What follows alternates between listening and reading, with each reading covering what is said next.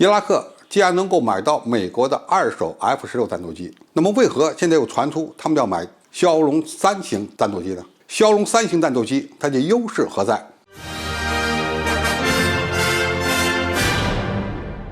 观众朋友，大家好，我是付前少。据巴基斯坦日报近日透露，伊拉克正在与巴基斯坦协商购买12架接 F-17枭龙3战斗机的协议，预计本月将正式签订合约。在进行多轮谈判以后伊拉克政府决定耗资6.64亿美元向巴基斯坦购买12架新款的接 F-17。那么现在问题来了，过去伊拉克的主力战斗机都是由美国提供的，主要是美制的 F-16CD 战斗机。当然，话说回来 ，F-16CD 战斗机是美军以及很多国家的主战机型，价格相当的昂贵。伊拉克当时的经济比较困难，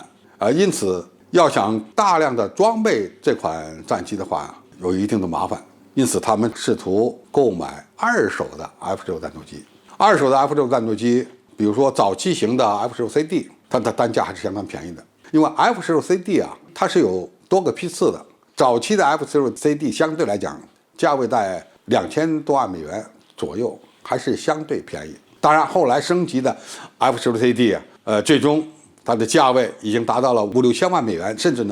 7、8千万美元。这个伊拉克恐怕是很难承受了，因为尽管它有石油，但是现在的石油出口前景并不是很乐观。在囊中羞涩的情况下，它只能采购那些二手的 F-16战斗机，就是用了若干年、技术相对已经比较落后的 F-16。可以这么讲吧，二手 F-16战斗机是我们国家和巴基斯坦联合开发的枭龙战斗机的有力竞争对手。因为尽管 F-16CD 的早期型技术并不那么先进，但是如果是用了一段时间，它的价位就会大打折扣，总价位可能比新的枭龙还要便宜。何况它的个头还大一些，无论是载重能力航程都有一定的优势。那么现在伊拉克放着二手的 F-16战斗机不买，而看上了中巴联合开发的枭龙这里面恐怕有多方面的原因。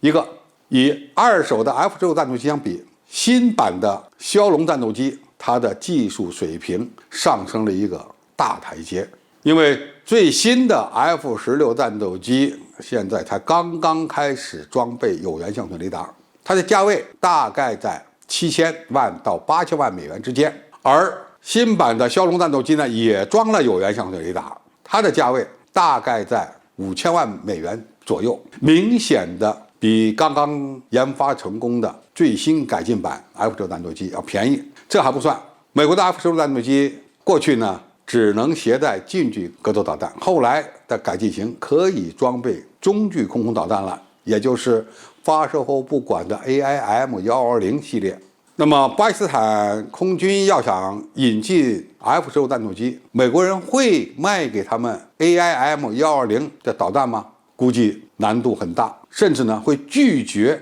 向伊拉克出口这种先进的中距空空导弹。而新版的枭龙战机不存在这个问题。伊拉克如果购买新版的枭龙战斗机，它不仅能够引进先进的霹雳10E近距格斗导弹，也有可能买到闪电10这种中距空空导弹，甚至搞得好，它就还能够一步就引进更加先进的、射程更远、导引精度更高、抗干扰能力更强的霹雳15E空空导弹。那么从这个角度讲，枭龙是相对比较便宜，而它的空战武器可以说比美国卖给它的 F-16战斗机还要先进。除此之外，枭龙是一款多用途的战斗机，它不仅能够执行空战任务，还能够执行对海对陆打击的任务，能够征挂空对舰的导弹、空对地的导弹以及反辐射导弹等等。随着技术的提升，枭龙战斗机甚至还能够进行空中加油。那么个儿小、腿儿相对比较短，这个问题